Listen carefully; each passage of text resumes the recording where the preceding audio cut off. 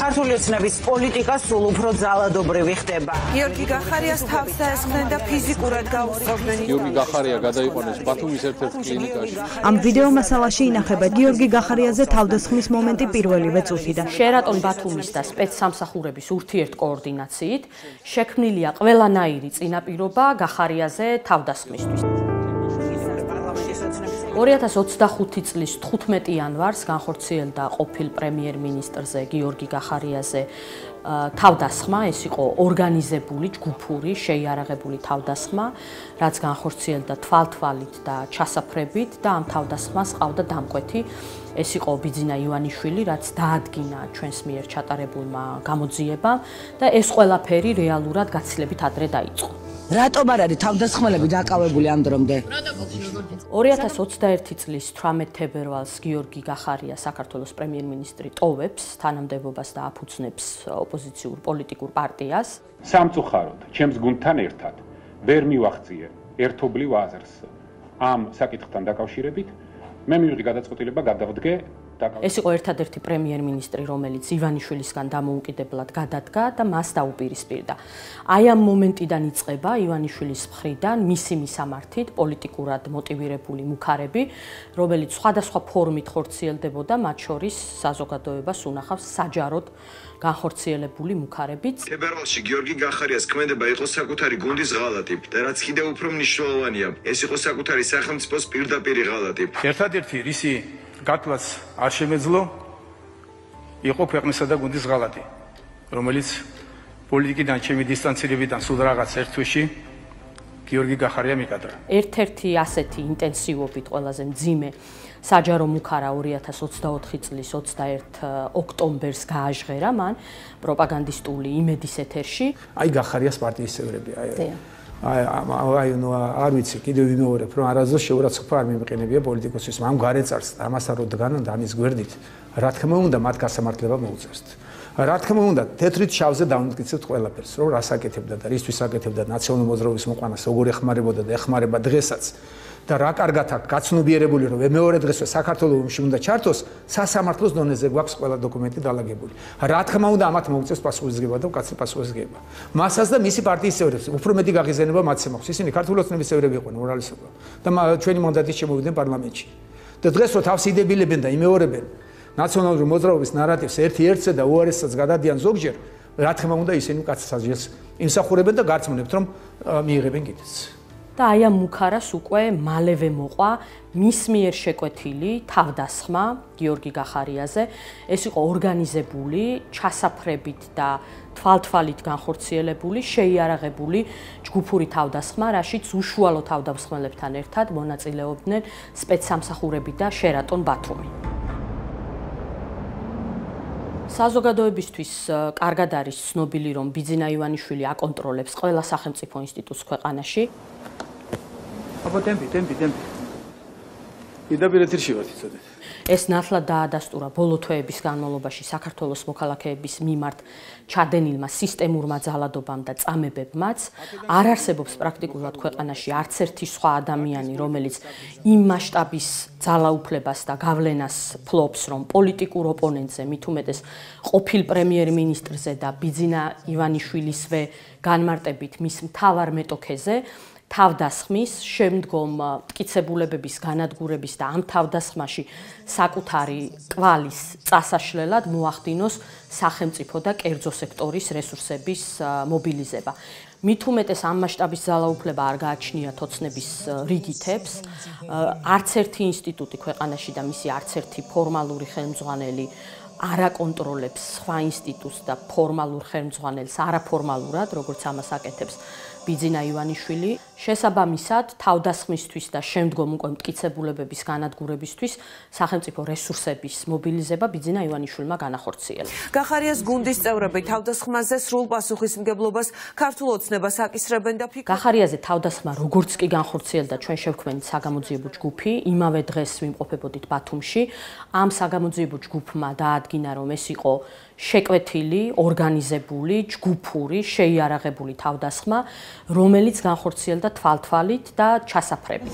სახეში უტყეს და თავში უტყეს, თავის არეში.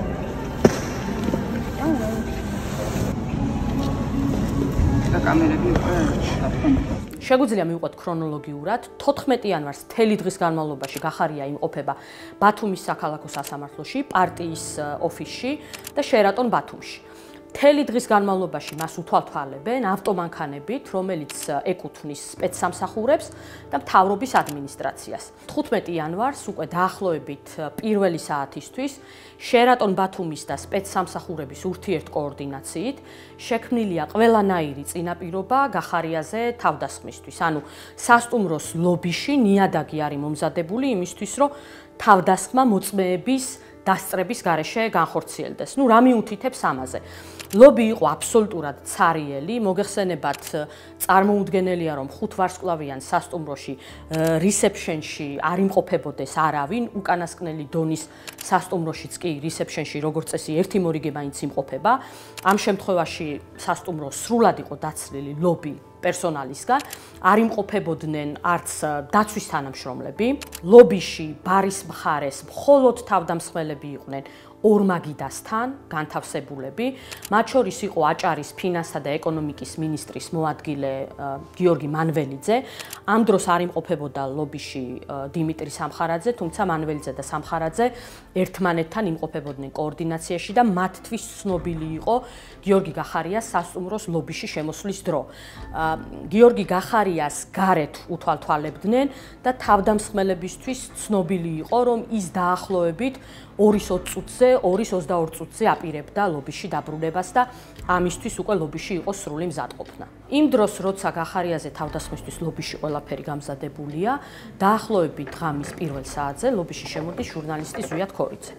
ეს ბუნებრივი არ შედიოდა თავდამსხმელების გეგმებში, ამიტომ ისინი თანხმდებიან, რომ როგორმე ზვიად ქორიძე შემთხვევის ადგილიდან გაარიდონ და ამ მიზნით ახორციელებენ ამ ადამიანზე თავდასხმას. შერატონი აგრძელებს წინასწარი შეთანხმების მიხედვით თავდასხმისთვის ხელსაყრელი პირობების შექმნას, კერძოდ მიუხედავად იმისა, რომ ლობიში არის ხმაური და ყველანაირი წინაპირობა არსებობს იმისთვის, რომ იქ იმყოფებოდეს დაცვა, არ ჩანს არც დაცვა, არ ჩანს პერსონალი. დაახლოებით 5-7 წუთში ამ დროს მე უგულეს ვესაუბრებოდი, ჩამოდის აი აქ ხარეს ლიფტის მხრიდან გამოდის დიმიტრი სამხარაძე თავის თანხმობ ალბათონთან ერთად და მეუბნება რომ მეგიცნობ ხარ ზვიად ქორიძე, ვიცი რაზეც ხარ ჩამოსული და შეიგინა ნაციონალური მოძრაობის მიმართ და გადავიდა გინებაზე, გადავიდა შეურაცხყოფაზე, ურტყამდა ფეხს ამაგიდას, აქ მართლა არ დაურტყამს არაფერი ჩემთვის. და რომ დავინახე რომ აიშალა ყველა მაგიდა და წამოვიდა ჩემი მიმართულებით, მე დავიხარე უკვე ლობისკენ, დაცვას ვთხოვე ხარდაჭერა, დაცვა ჩაერთო საქმეში, აი ამ დროს რაღაც ნივთი, არ ვიცი რომელიმე მათგანმა მე ამას ვერ ამოვიცნობ ვერანაირად მომართა აქ და სათვალე მთლიანად დაიმსხვრა, მე ავედი ნომერში. სასტუმროდან არავინ იძახებს პოლიციას, მიზანი არის ცხადი, რომ გახარიაზე დაგეგმილ თავდასხმას ხელი არ შეეშალოს. და ის სწორედ ამ დროს შემოდის უკვე ლობიში გახარია, ეს არის დაახლოებით 01:20-01:22 საათი, რაც თავდამსხმელებისთვის იყო წინასწარ ცნობილი. იმის გამო რომ არ გქონდა სახელმწიფოს მხრიდან ამ საქმის გამოძიების იმედი, ხო, როგორ გამოიძიებენ, თვითონ იყვნენ ჩართულები ივანიშვილის დავალებით ამ პროცესში. ჩვენ შევქმნით საგამოძიებო ჯგუფი, მე ვიყავი ჩასული ბათუმში, აღვადგინეთ შემთხვევის ადგილი, ჩავატარეთ საგამოძიებო მოქმედებები და ყველაფერი, რასაც ვყვებით, ეს არის მტკიცებულებებზე დაყრდნობით მოყოლილი და ჩვენი გამოძიების მიერ დადგენილი ფაქტები და გარემოებები. ეს არის კარი, საიდანაც შემოვიდა გახარია 2:20 წუთი, 2:22 წუთი იყო დაახლოებით. უკან, ჩემს უკან ხედავთ ბარი, სადაც ორმაგიდაზე იყვნენ განლაგებულები თავდამსხმელები. შემოსვლამდე დაინახეს შუშიდან და აი აქედანვე ლობიდან სანამ შემოვიდოდა გინება, მაშინ დაიწყო. დაახლოებით 3 ადამიანი იყო ინიციატორი. როგორც კი შემოვიდა გახარია, შენიშნა, რომ 3 ნაწილად იყვნენ თავდამსხმელები განაწილებულები, აქედან 2 დაჯგუფება უშუალოდ თავდასხმას ახორციელებდა და მესამე იდგა, აი აქ იდგა და აქედან იღებდა მთლიანად აი ამ თავდასხმის პროცესს.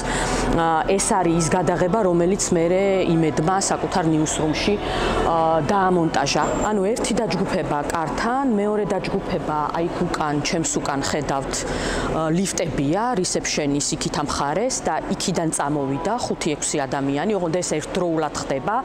ბარის მხრიდან წამოსული დაახლოებით 3 ადამიანი, 5-6 ადამიანი, რომელიც იქიდან მოდის და აქედან მხარეს უკვე 1 ადამიანი, ქალბატონი, რომელიც ამ ყველაფერს იღებს. ნუ გახარია აცნობიერებს, რომ ეს არის ჯგუფური თავდასხმა, იმიტომ რომ ის ადამიანები შეიარაღებულები იყვნენ, ბარიდან წამოსული ადამიანები. როგორც კი გახარია ლობიში შედის, თავდამსხმელთა ერთი დაჯგუფება, რომელიც 3 ადამიანისაგან შედგება, იწყებს მისი მისამართით გინებას და ერთ-ერთი მათგანი ახდენს იარაღის დემონსტრირებას. გიორგი გახარია ქაღალდის ჭიქას, რომელშიც მოთავსებულია ყავა, ესვრის შეიარაღებულ თავდამსხმელებს, ამ დროს მას უკნიდან თავში ხდება ბლაგვისაგანი და კარგავს გონებას, თავდამსხმელები აგრძელებენ ძალადობას, რის შემდეგაც შემთხვევის ადგილს ტოვებენ შავი ფერის მერსედესის მარკის ავტომანქანით, რომლის სახელმწიფო ნომერია GD012G. ჩვენ როგორც კი თავდასხმა მოხდა, იმავე ღამეს აქ ჩამოვედით, თუ მთავარი მიზანი იყო, რომ გვენახა ადგილზე რა ხდებოდა. აი ეს ტახტი, სადაც იყო სისხლის კვალი და რეალურად დანაშაულის მნიშვნელოვანი მტკიცებულებები დაუყოვნებლივ სასტუმრო შერატონ ბათუმის თანამშრომლებმა მოწმინდეს, ანუ მტკიცებულებები დაუყოვნებლივ განადგურდა. უკან ხედავთ რისეფშენს, რომელიც თავდასხმის დროს იყო სრულიად ცარიელი, ანუ პირველ საათზე, როდესაც ბატონ ზვიად ქორიძეზე თავდასხმა მოხდა, რისეფშენში არავინ იმყოფებოდა და ლობიში არ იმყოფებოდა დაცვა. თავდასხმის შემდეგ უკვე იწყება შერატონ ბათუმის და სპეცსამსახურების წინასწარ შეთანხმებული გეგმის შემდგომი ეტაპის რეალიზება და ეს გახლავთ მტკიცებულებების განადგურება. სასწრაფო წესით იწყებენ ყველა იმ მტკიცებულების განადგურებას, რომელიც მიუთითებს ამ დანაშაულის წინასწარ დაგეგმვაზე, შეკვეთაზე, ორგანიზებულობაზე, ურთიერთკოორდინაციაზე და ჩასაფრებით და თვალთვალით განხორციელებაზე და რაც მთავარია მიუთითებს ივანიშვილის როგორც დამკვეთის როლზე აი ამ თავდასხმის განხორციელებაში. საწყისი ეტაპიდანვე იღებენ ზომებს, რომ უმნიშვნელოვანესი მტკიცებულება, ვიდეო სათვალთვალო კამერების ჩანაწერები, რომელიც ასახავს ამ დანაშაულის წინასწარ დაგეგმვას და ორგანიზებულობას არ აღმოჩნდეს სასტუმროს რიგითი თანამშრომლების ხელში. თავდასხმის შემდეგ სასტუმრო არ იძახებს ადგილზე პოლიციას, რაც მათ ევალებოდა აუცილებლად.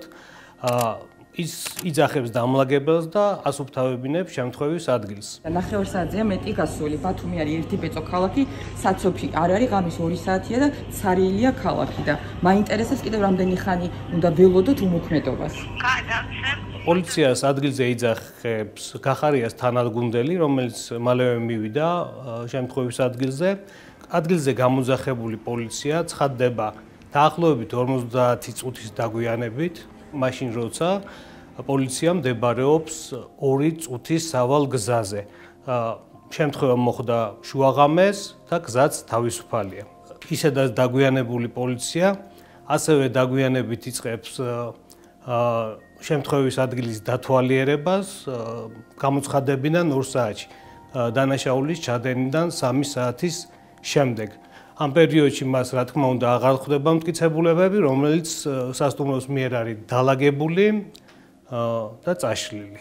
ამის შემდგომ მოდის სუსის წარმომადგენელი და უმოწმებს მობილურ ტელეფონებს შერატონის დაცვის თანამშრომლებს იმისთვის, რომ წაიშალოს პოტენციურად მნიშვნელოვანი ვიდეო ჩანაწერი, რაც მათ შეიძლება ჰქონდეთ.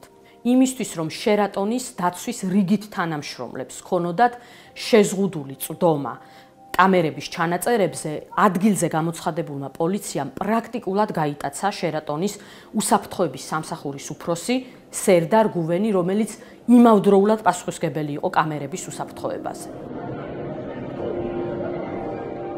თქვენ დანაშაულის ადგილის შემოსაზღვრული რატო არ გქონდეთ? ძალიან მარტივი შეკითხვა მაქვს. პოლიცია შემთხვევის ადგილის დაცვას, ბრჭყალებში დაცვას იწყებს 5-20 წუთზე, მაშინ, როდესაც დანაშაულიდან უკვე გასულია 3 საათი და პრაქტიკულად არაფერი აღარ არის დასაცავი, იმიტომ რომ შერატონ ბათუმს აბსოლუტურად ყველაფერი განადგურებული აქვს და აი ამ ფონზე მთელი აი ამ პროცესის განმავლობაში ამ მომენტისთვისაც არ სადჩანს შერატონის დაცვა. ადგილზე პოლიციის ქმედებებიც და 112-თან კომუნიკაციის ამსახველი ვიდეო მასალაც ადასტურებს, რომ რეალურად იქ პოლიცია არ მისულა დანაშაულზე რეაგირებისთვის, მივიდნენ მტკიცებულებების განადგურების უზრუნველყოფისთვის, იმიტომ რომ არც ერთი პოლიციელი და 112-ის წარმომადგენლები არ იყვნენ იქ მოტივირებულები, რომ დანაშაულზე რეაგირება მოეხდინათ. ორი კვირის თავზე გავეცანით საქმის მასალებს. საქმის მასალების გაცნობამ ცხადყო, რომ გამოძიებას რამე მნიშვნელოვანი მტკიცებულება არ მოუძიებია, რამე ქმედება, რაც დაადგენდა დამნაშავე პირებს, ან ხელს შეუწყობდა საქმეზე სიმართლის დადგენას. ერთადერთი, რაც გულმოდგინედ გააკეთეს, მათ სრულად ამოიღეს ჩანაწერები და გადამალეს ექსპერტიზაზე, რისი დანიშვნის საფუძველი არ იყო. საქმეში არ არიან დაკითხული თვითმხილველი მოწმეები, არ არის დადგენილი დანაშაულის გარემოებები და დამნაშავე პირები. ის, რაც შერატონში მოხდა, ადასტურებს, რომ ეს იყო წინასწარ შეთანხმებული, ორგანიზებული, ჩასაფრებით მოწყობილი თავდასხმა ყოფილ პრემიერს. ჩანაწერია შეგიძლიათ დამიდასტუროთ? არ ვიცი, ამის შესახებ შერატონი ეს ჩვენი გამერები ხო არა? შემთხვევის ადგილზე მატერიალური მტკიცებულებების განადგურების შემდეგ უკვე იწყება შერატონ ბათუმის და პროკურატურის კოორდინირებული მოქმედებები, იმისთვის, რომ მაქსიმალურად ხელმისაწვდომი არ გახდეს თავდასხმის ორგანიზებულობის და წინასწარ დაგეგმვის დამადასტურებელი უმნიშვნელოვანესი მტკიცებულება კამერების ჩანაწერები, მათ შორის რიგითი გამომძიებლებისთვის და პროკურორებისთვის, რაც მტკიცებულებების განადგურებაში ივანიშვილის პირდაპირ ინტერესზე მიუთითებს. ვიცით ვინ არიან თავდასხმელები გამოკითხვაზე? არავინ არ ყავთ საყვანი, ან რატომ არ არის დაცული პერიმეტრი? თავდასხმის დღესვე 15 იანვარს გახარიას წარმომადგენლები მიმართავენ როგორც შერატონ ბათუმს, ისე Marriott International-ს და ითხოვენ როგორც კადრების შენახვას, ისე ასლების გახარიასთვის გადაცემას, რისი სრული უფლებაც გახარიას პერსონალურ მონაცემთა დაცვის შესახებ კანონით ჰქონდა. ამასთან ამ ასლების შენახვას შერატონ ბათუმისგან და Marriott International-ისგან ითხოვენ იმის მიუხედავად გამოძიებას სასამართლოს განჩინებით გადასცემენ თუ არა ისინი კადრებს და არგუმენტად გახარიას წარმომადგენლებს მოჰყავთ ის, რომ ეს თავდასხმა ივანიშვილის დაკვეთით რეჟიმის ორგანიზებულია და ბუნებრივია ის უწყებები, რომლებიც ივანიშვილმა თავდასხმისთვის ინსტრუმენტად გამოიყენა, ამ დანაშაულს არ გამოიძიებენ და კადრებს გაანადგურებენ. არ ყოფილა არსად აი ზემოდან მოსული მსგავსი რაღაცა განკარგულება, ნამდვილად 21 იანვრამდე, ანუ მთელი 6 დღის განმავლობაში შერატონ ბათუმი გახარიას უარს ეუბნება კადრების გადაცემაზე, პარალელურად ხელოვნურად აჭიანურებს ოფიციალურ პასუხს და მითითებას აკეთებს კანონით გათვალისწინებულ 10 დღიან ვადაზე და იმიზეზებს თითქოს და იურისტებთან კონსულტაციას და აი ამის პარალელურად გახარიას წარმომადგენლებს ეუბნება, რომ ასლები შერატონ ბათუმს შენახული აქვს. კადრები დაარქივებული გააქვთ? კადრები არის დაარქივებული. და პასუხისგებელი ხართ, რომ დროის რაც არ უნდა დრო გავიდეს, ეს კადრები თქვენთან იქნება და გადმოგცემ მოთხოვნის შესაბამისად. დიახ, რა თქმა უნდა, კადრები არ წაიშლებოდა, არის დაარქივებული და შემოგვიყვება. რეალურად მთელი ეს ხელოვნურად გაჭიანურებული პერიოდი გამოყენებულია კადრების სრულად წაღების ორგანიზებისთვის, მაშინ, როდესაც პროკურატურა სასამართლოს ერთი განჩინებით ჩანაწერები უკვე წაღებული აქვს ისე, რომ შერატონისთვის დატოვებული აქვს ასლები. როგორც კი 20 იანვარს გახარია ითხოვს გამოკითხვას და დღის წესრიგში დგება მისი მხრიდან უკვე საქმის მასალების გაცნობა, დაუყოვნებლივ სასწრაფო წესით იწყება ჩანაწერების სრულად წაღების ოპერაცია. რეალურად შინაგან საქმეთა სამინისტრო და პროკურატურა გამოკითხვაზე პასუხის დაბრუნებას თითქმის მთელი 48 საათი აჭიანურებენ. ამასობაში 21 იანვარს შერატონ ბათუმი, რომელიც პროკურატურასთან ურთიერთკოორდინაციით მოქმედებს, ყიდულობს მაღაზიიდან 20 ვინჩესტერს, პროკურატურა იმავე დღეს სასწრაფო წესით იღებს სასამართლოდან მეორე განჩინებას და დაახლოებით 14 საათზე მიაქვს სრული სერვერული ინფრასტრუქტურა. ეს მოიცავს ჩანაწერებს 2024 წლის 28 ოქტომბრიდან 2025 წლის 21 იანვრამდე 200 ტერაბაიტი 36 DVR-ზე, რომლის წაღების არანაირი სამართლებრივი არგუმენტი და მით უმეტეს არანაირი საჭიროება არ არსებობდა. ეს ყველაფერი ნათლად მიუთითებს იმაზე, რომ მიზანი იყო ჩანაწერების სასწრაფოდ გადამალვა და ამ ჩანაწერებზე წვდომის მაქსიმალური შეზღუდვა, რაც მხოლოდ და მხოლოდ ივანიშვილის ინტერესებით შეიძლებოდა ყოფილიყო განპირობებული და მისი მხრიდან მითითებების და მასთან კოორდინაციის გარეშე პრაქტიკულად იყო შეუძლებელი. ამაზე მიუთითებს ასევე ამ ფორმით უზარმაზარი მოცულობის ინფორმაციის წაღება, რომლის წაღების არანაირი საჭიროება არ არსებობდა და რომელმაც რეალურად საფრთხის ქვეშ დააყენა შერატონის ათასობით მომხმარებლის პირადი ცხოვრება და პერსონალური ინფორმაცია. გახარია მხოლოდ მას შემდეგ დაიბარეს გამოკითხვაზე და ადვოკატს მხოლოდ მას შემდეგ მისცეს საქმის მასალების გაცნობის შესაძლებლობა, რაც საქმისთვის უმნიშვნელოვანესი მტკიცებულება, კამერების ჩანაწერი, მისი გახსნის და დათვალიერების გარეშე სამხარაულის ბიუროს უფროსის ივანიშვილისთვის სანდო გიათვაურის ხელში აღმოჩნდა. თავდასხმიდან ივანიშვილის როლის სრულად გაქრობის მიზნით პირველივე დღიდან სრულად ჩაიკეტა კამერებზე წვდომა სასტუმროს რიგითი დაცვის თანამშრომლებისთვის, გამომძიებლებისთვის და პროკურორებისთვის. მიზანი იყო, რომ თავდასხმის უმძიმესი კადრები არავის ენახა, განსაკუთრებით არ ენახათ გამომძიებლებს, რომლებიც შეძლებდნენ მისი გახსნის და დათვალიერების გზით ამ ჩანაწერების მტკიცებულებად გამოყენებას და შემდგომ უკვე აი ამ ჩანაწერებზე დაყრდნობით თავდამსხმელების იდენტიფიცირებას. ამიტომ კადრები ისე დალუქეს და გაგზავნეს ექსპერტიზაზე, რომ არც კი გახსნილა. ეს ყველაფერი ადასტურებს, რომ რეალურად პროცესს არა გამოძიება, არამედ ივანიშვილი მართავდა. We just heard former Georgian Prime Minister Georgi Gakharia. გასულ კვირას საქართველოს ყოფილ პრემიერ-მინისტრს გიორგი გახარიას ხელისუფლების ბანდიტების ჯგუფი თავს დაესხა სასტიკად. ივანიშვილი შესანიშნავად აცნობიერებს ამ თავდასხმის პოლიტიკურ, საერთაშორისო და სამართლებრივ განზომილებას. რეალურად მოყვა კიდეც ყოფილ პრემიერ-მინისტრზე თავდასხმას ძალიან მძიმე საერთაშორისო შეფასებები. ცნობილი გახდა, რომ ფიზიკური დაპირისპირება გიორგი გახარიამ დაიწყო, რასაც დიმიტრი სამხარაძის მხრიდან საპასუხო რეაქცია მოჰყვა. ივანიშვილის მიერ პროცესის მართვის ნათელი დასტურია ასევე ივანიშვილის პროპაგანდის ინსტრუმენტის ტელეკომპანია იმედის მონაწილეობა ამ თავდასხმაში. თავიდანვე დამკვეთის მიზანი იყო, რომ თავდასხმის სრული სურათის ამსახველი ჩანაწერები და შესაბამისად მისი როლი აი ამ თავდასხმაში, როგორც დამკვეთის როლი, ჩაენაცვლებინა იმედის მიერ დამონტაჟებულ კადრებს. შესაბამისად თავდასხმის დღესვე 15 იანვარს იმედმა დაამონტაჟა და 14 საათსა და 24 წუთზე გაავრცელა მის მიერ დამონტაჟებული კადრები, რომელიც ერთ-ერთმა თავდამსხმელმა გადაიღო.